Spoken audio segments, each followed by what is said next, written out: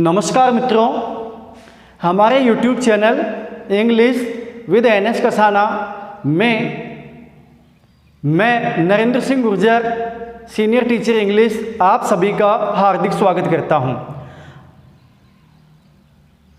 Tense में usage of tenses को लेकर आज मैं आपके समक्ष पुनः उपस्थित हूं। आज हम चर्चा करेंगे कि प्रेजेंट इंडेफिनिट टेंस का किस प्रकार हम यूज करेंगे, उपयोग में लेंगे। देखिए, इसका जो जनरल और सबसे ज़्यादा किया जाने वाला जो उपयोग है वो है हैबिचुअल एक्शन। अब हैबिचुअल एक्शन क्या होता है? जितने भी काम हम लोग डे टू डे लाइफ में डेली रूटीन में करते हैं वो सारे के सारे क्या कहलाते हैं? Habitual action.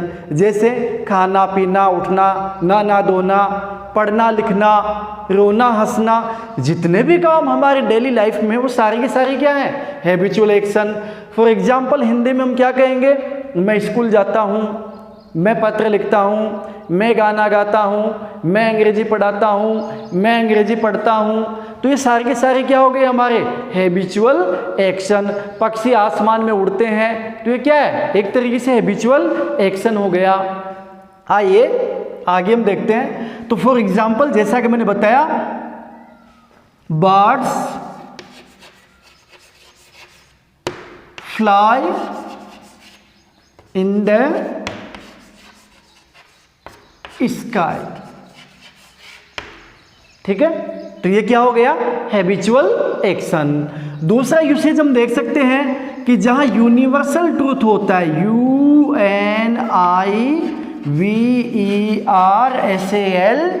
TRUTH, universal truth, इसको हम हिंदी में सार्वभौमिक सत्य अथवा शाश्वत सत्य भी कहते हैं। अब यूनिवर्सल ट्रूथ क्या होता है?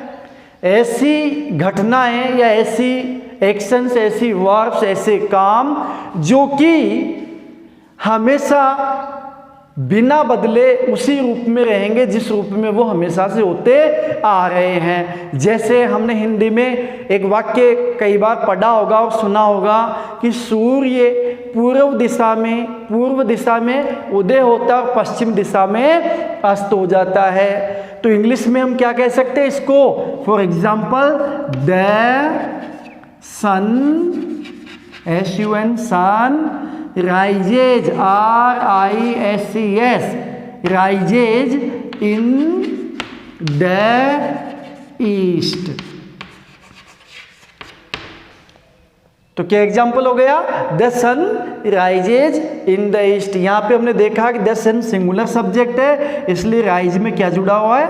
एस जुड़ा हुआ है। तो ये हो गया। आगे हम देख सकते हैं कोई scientific fact, SCIENTIFIC, scientific fact अगर कोई है तो वो भी क्या होगा? प्रेजेंट इंडेफिनिट टेंस में बनेगा। फॉर एग्जाम्पल जैसे वाटर बॉइल्स, BOILS, बॉइल का मतलब होता है उबलना। Water boils 800 degree Celsius, CELSIUS, Celsius, यानी पानी 100 डिग्री के टेम्परेचर पर उबलता है।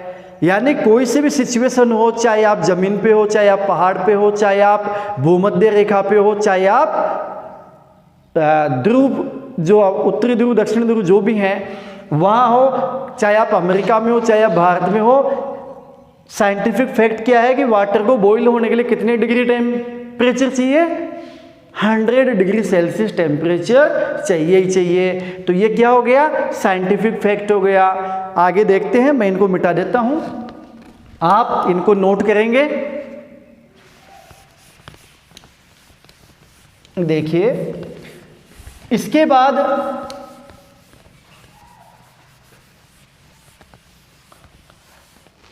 किसी भी मैच का हम लोग क्या दे सकते हैं?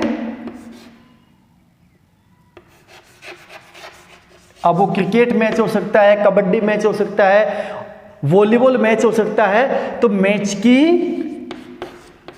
कमेंट्री, COMMENTARY, मैच की जो कमेंट्री होती है, मैच के बारे में जो व्याख्या की गई होती है, वो भी कौन से टेंस में आती है? प्रेजेंट इंडेफिनिट टेंस में। ठीक है, for example Sachin, SACHIN, Sachin, ये एग्जाम्पल है आपके लिए। Sachin Tendulkar, TENDULKAR, hits, HITS, hits the ball for a boundary, BOUNDARY। Sachin Tendulkar ने बॉल को हिट कर दिया, किसके लिए? बाउंड्री के लिए, यानी सचिन तेंदुलकर ने क्या मार दिया? चौका मार दिया। तो ये क्या हुआ? मैच की कमेंट्री हो गई। आप पास्ट को प्रेजेंट में, कोई पास्ट की कोई घटना है उसको प्रभावी बनाने के लिए हम उसको पास्ट का प्रेजेंट रूप हो सकता है, तो पास्ट इवेंट का, पास्ट इवेंट, किसी भी जो पास्ट इवेंट होती है, पास्ट की जो घटना होती है उसका प्रेजेंट डेमो। अब कैसे हो सकता है ये? सपोज कीजिए द, पास्ट की कोई भी घटना,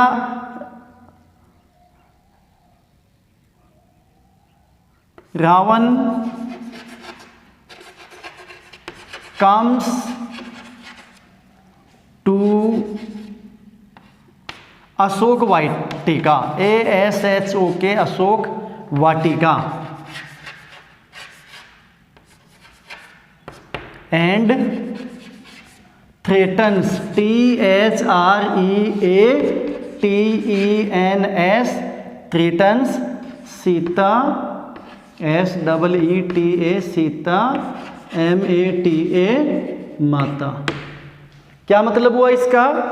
रावण अशोक वाटिका में आता है और सीता माता को धमकाता है, ऐसा हम लोग बताते हैं। तो इस प्रकार से पास्ट इवेंट का क्या हो गया? प्रेजेंट डेमो हो गया। प्रेजेंट में हम उसकी व्याख्या कर रहे हैं, प्रेजेंट में उसका वर्णन कर रहे हैं, या प्रेजेंट डेमो या एक्सप्लेनेशन।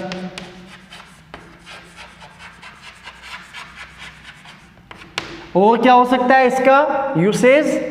एक आपका हो सकता है कि कोई भी आपने न्यूज़पेपर में कभी कोई खबर पढ़ी हो, तो न्यूज़पेपर की हेडलाइंस, न्यूज़पेपर की हेडलाइंस, HEADLINES, ये भी प्रेजेंट इंडेफिनिट टेंस में आती है। सपोज कीजिए कि इंडिया और पाकिस्तान के बीच क्रिकेट का मैच हो रहा है, दूसरे दिन अखबार में खबर छपेगी कि इंडिया ने पाकिस्तान को इतने विकेट से हराया। ठीक है, तो वो खबर जब आएगी हेडिंग्स में तो कैसे आएगी? इंडिया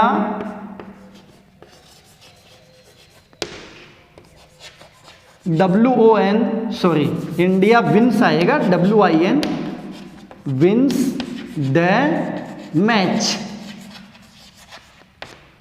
इंडिया ने मैच जीता। ठीक है, अब इसमें इसका यह मतलब नहीं है कि इंडिया विन्स द मैच यानी कि इंडिया हमेशा मैच जीतता है।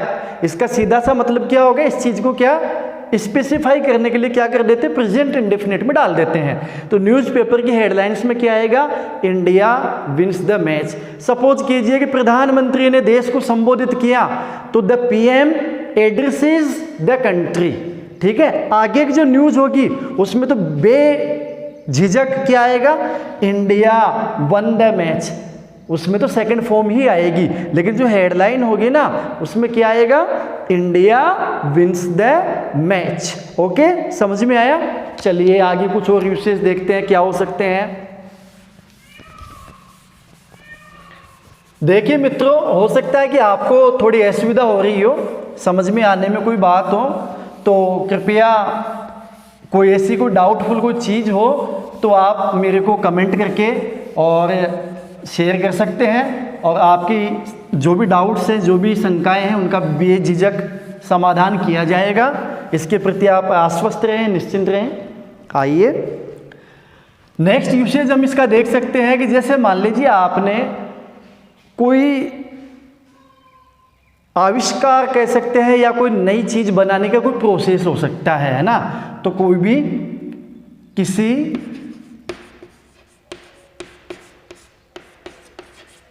वस्तु निर्माण की प्रोसेस बताने के लिए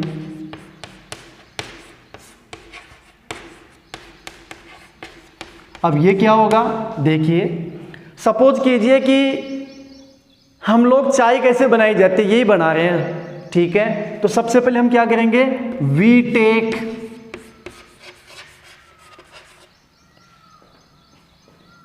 ए गैस स्टोव, या अपन डायरेक्ट ही आ जाते हैं एक बार, इतना अंदर जाने के बजाय मैं कह सकता हूं कि हमने क्या किया, डायरेक्ट ही we put some water in the pot. बर्तन में क्या डाला, गैस पे चढ़ा दिया, चढ़ाने के बाद क्या डाला, थोड़ा पानी डाला, ठीक है। Then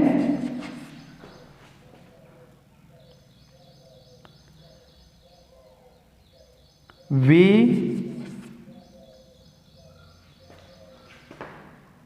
starts the gas stove. Gas stove को क्या कर दिया, चालू कर दिया, है ना। तो ये जो प्रोसेस आप बताओगे, इस प्रोसेस में हम क्या करेंगे, प्रेजेंट इंडेफिनिट टेंस से काम में लेंगे। तो इसी प्रकार से ये कुछ यूसेजेज हैं जो हम लोग प्रेजेंट इंडेफिनिट टेंस में काम में लेते हैं, यानी इस टेंस में ये सेंटेंस बनेंगे। अब हम बात करते हैं स्पेशली फॉर 10th क्लास, क्या होता है परीक्षा में अपने से कुछ क्वेश्चंस पूछे जाते हैं। उन क्वेश्चंस में अपने को पूछा जाता है कि fill in the blanks with the correct form of the verbs. खाली स्थान में अपने को क्या करना है, वर्ब की सही फॉर्म भरनी है। सपोज कीजिए कि सेंटेंस है वी विजिट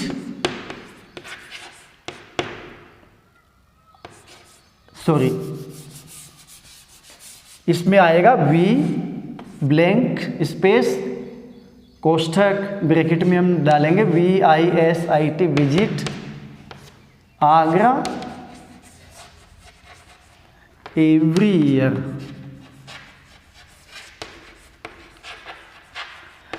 सपोज कीजिए ये सेंटेंस अगर अपने एग्जाम्स में है तो हम देखेंगे कि हम अंदाज़ा लगाएंगे कि कौन सी फॉर्म इसमें आनी चाहिए। तो हमने देखा कि इसमें एवरी ईयर आ रहा है, और एवरी का मतलब प्रत्येक, और प्रत्येक का मतलब हैबिचुअल एक्शन हो गया, तो इसका मतलब प्रेजेंट इंडेफिनिट टेंस बनेगा। अब प्रेजेंट इंडेफिनिट टेंस में हम क्या करते हैं, मेन वर्ब की फर्स्ट फॉर्म लगाते हैं। सब्जेक्ट देखेंगे, सब्जेक्ट प्लूरल होगा तो फर्स्ट फॉर्म जो की तो लगा देंगे। अगर अपना सब्जेक्ट सिंगुलर होगा तो ब्रैकेट में जो मेन वर्ब दी गई है उसमें हम एस या ईएस जोड़ देंगे। तो यहाँ पे हमने देखा सब्जेक्ट वी सिंगुलर प्लूरल है, तो इसलिए हम इसमें केवल मेन वर्ब की फर्स्ट फॉर्म यो की त्यों लगा देंगे। तो अपना आंसर क्या हो गया, विजिट हो गया। दूसरा देखते हैं, ही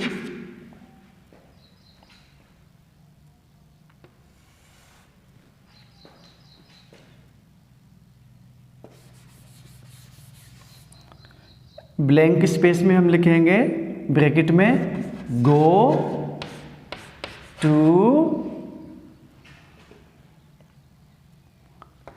his office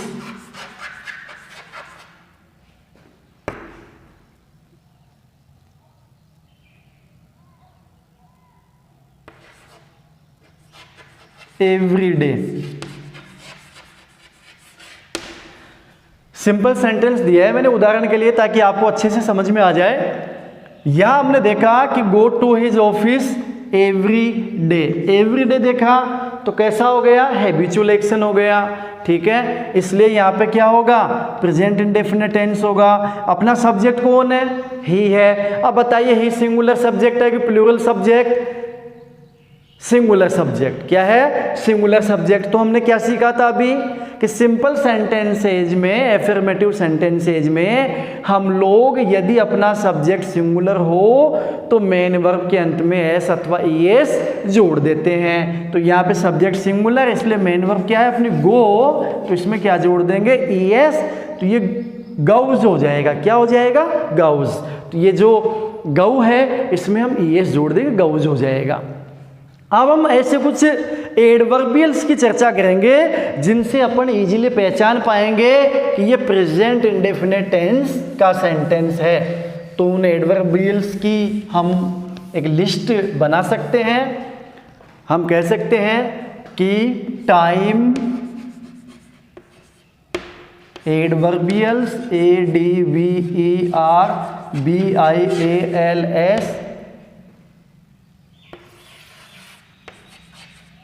used in present indefinite indefinite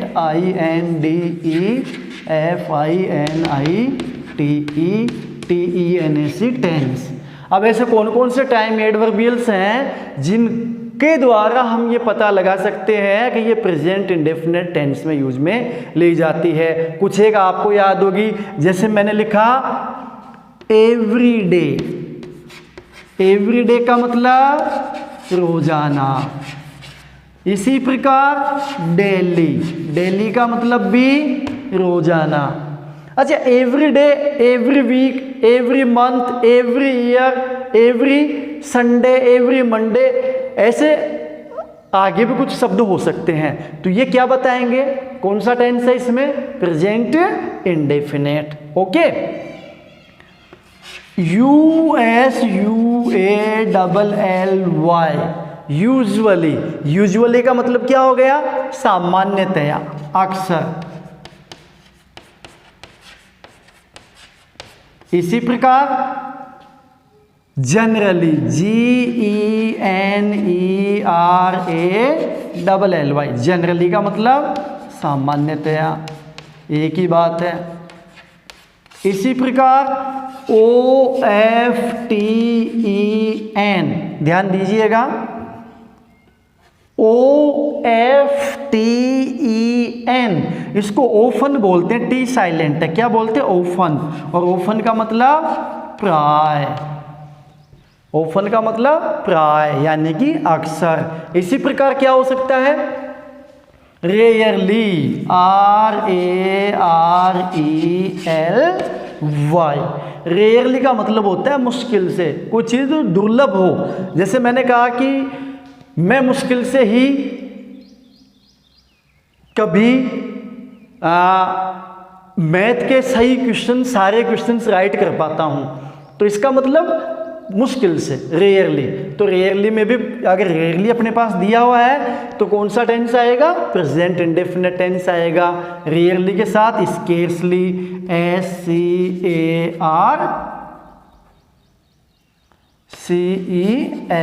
scarcely हो गया, है ना। मान लीजिए आ जाए twice a day, TWICE, twice a day. Twice का मतलब दो बार, ट्वाइस ए डे, दिन में 2 बार। डॉक्टर ने कहा कि दिन में 2 बार दवाई लेनी है, तो क्या कहेगा, take this medicine twice a day. Twice a week भी हो सकता है, ट्वाइस ए मंथ भी हो सकता है, ट्वाइस ए ईयर भी हो सकता है। इसी प्रकार थ्राइस, THRICE,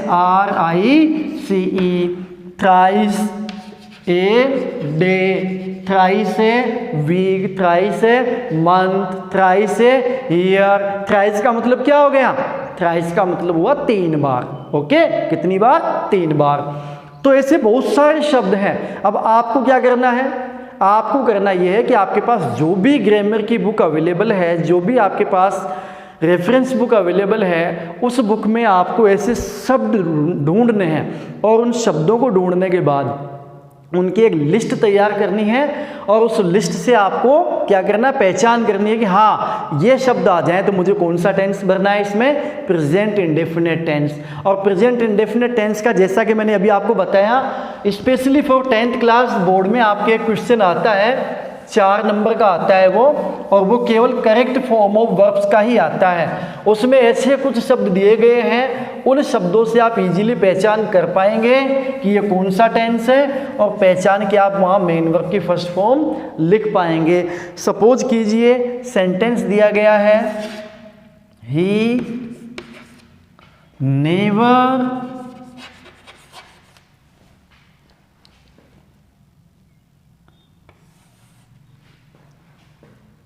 ब्रैकेट में है। अब कई बार क्या होता है, ब्रैकेट यहाँ दिया गया नहीं होता, लास्ट में दिया गया होता है। अब की बार लास्ट का लिख के देख लेते हैं, ट्रूथ, और यहाँ लास्ट में क्या दे दिया, speak.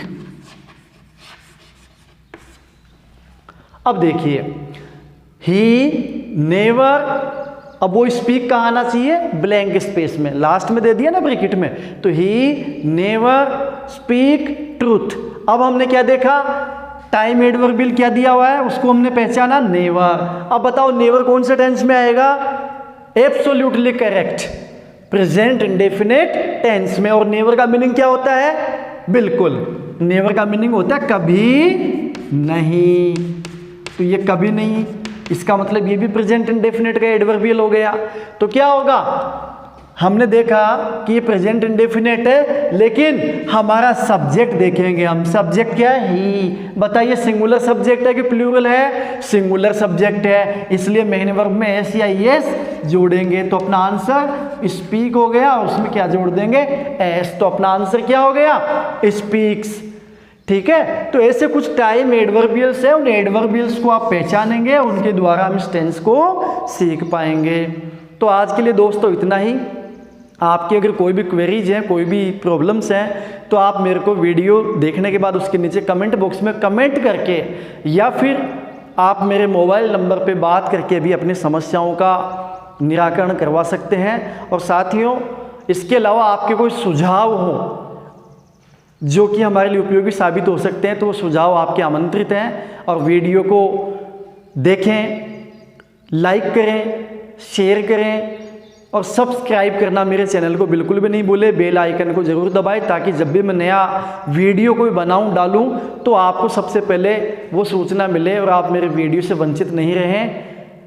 Thanks for today, have a good day.